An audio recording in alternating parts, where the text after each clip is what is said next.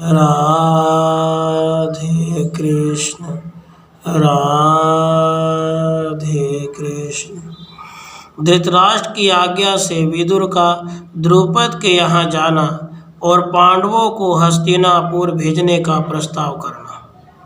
धृतराष्ट्र बोले, विदुर, शंतनु नंदन भीष्म ज्ञानी हैं और भगवान द्रोणाचार्य तो ऋषि ही ठहरे, अतः इनका वचन परम हितकारक है। तुम भी मुझसे जो कुछ कहते हो वह सत्य ही है। कुंती के वीर महारथी पुत्र जैसे पांडु के लड़के हैं, उसी प्रकार धर्म की दृष्टि से वे सब मेरे भी पुत्र हैं, इसमें संशय नहीं है। जैसे मेरे पुत्रों का यह राज्य कहा जाता है, उसी प्रकार पांडु पुत्रों का भी यह राज्य है, इसमें भी संशय नहीं है।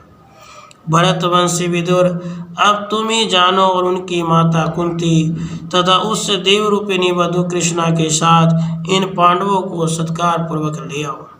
सौभाग्य की बात है कि वे कुंती पुत्र जीवित हैं, सौभाग्य से कुंती भी जीवित है, और यह भी बड़े सौभाग्य की बात है कि उन महारथियों ने द्रुपद कन्या को प्राप्त कर लिया। महाद्युते, सौभाग्य से हम सब की वृद्धि हो रही है। सौभाग्य की बात है कि पापी पुरोचन शांत हो गया और सौभाग्य से मेरा महान दुख मिट गया। वैशंपायन जी कहते हैं, जन्मेजय, उसके बाद धृतराष्ट्र की आज्ञा से विदुर जी द्रौपदी, पांडव तथा महाराज यज्ञसेन के लिए नाना प्रकार के धन रत्नों की भेंट लेकर राजा द्रुपद और पांडवों के समीप गए। राजन वहां पहुंचकर संपूर्ण शास्त्रों के विद्वान एवं धर्मज्ञ विदुर न्याय के अनुसार बड़े छोटे के क्रम से द्रुपद और अन्य लोगों के साथ हृदय से लगकर नमस्कार आदि पूर्वक मिले। राजा द्रुपद ने भी धर्म के अनुसार विदुर जी का आदर सत्कार किया। फिर वे दोनों यथोचित रीति से एक दूसरे के कुशल समाचार पूछने और कहने लगे। भारत, विदुर जी ने वहां पांडवों तथा वसुदेव नंदन भगवान श्री कृष्ण को भी देखा और स्नेह पूर्वक उन्हें हृदय से लगाकर उन सबकी कुशल पूछी। उन्होंने भी अमित बुद्धिमान विदुर जी का क्रम से आदर सत्कार किया।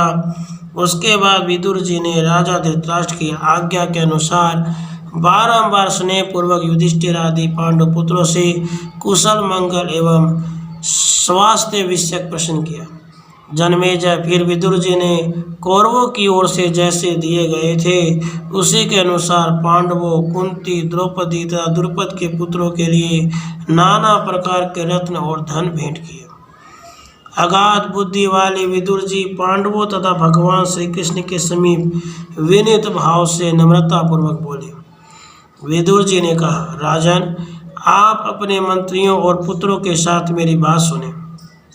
महाराज धृतराष्ट्र ने अपने पुत्र, मंत्री और बंधुओं के साथ अत्यंत प्रसन्न होकर बारंबार आपकी कुशल पूछी है। महाराज, आपके साथ यह जो संबंध हुआ है, इससे उनको बड़ी प्रसन्नता हुई है। इसी प्रकार शंतनु नंदन महाप्राज्ञ भीष्म जी भी समस्त कौरवों के साथ सब तरह से आपकी कुशल पूछते हैं। आपके प्रिय मित्र महाबुद्धिमान भरद्वाज नंदन द्रोणाचार्य भी मन ही मन आपको हृदय से लगाकर कुशल पूछ रहे हैं। पांचाल नरेश राजा धृतराष्ट्र आपके संबंधी होकर अपने आप को कृतार्थ मानते, यही दशा समस्त कौरवों की है। यज्ञसेन, उन्हें राज्य की प्राप्ति भी उतनी प्रसन्नता देने वाली नहीं जान पड़ी जितनी प्रसन्नता आपके साथ संबंध का सौभाग्य पाकर हुई है। यह जानकर आप पांडवों को हस्तिनापुर भेज दें।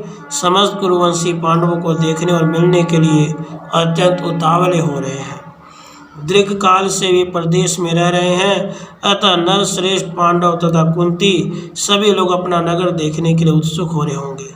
कौरव कुल की सभी श्रेष्ठ स्त्रियां हमारे हस्तिनापुर नगर तथा राष्ट्र के सभी लोग पांचाल राजकुमारी कृष्णा को देखने की इच्छा रखकर उसके शुभ आगमन की प्रतीक्षा कर रहे हैं। अतः आप पत्नी सहित पांडवों को हस्तिनापुर चलने के लिए शीघ्र आज्ञा दीजिए। इस विषय मेरी सम्मति यही है।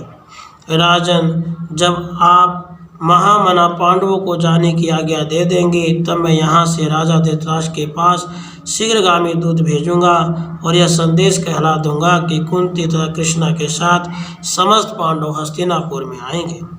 इस प्रकार श्री महाभारत आदि पर्व के अंतर्गत विदुर आगमन राज्य लंपरम में विदुर द्रुपद संवाद विषयक 205वां अध्याय पूरा हुआ।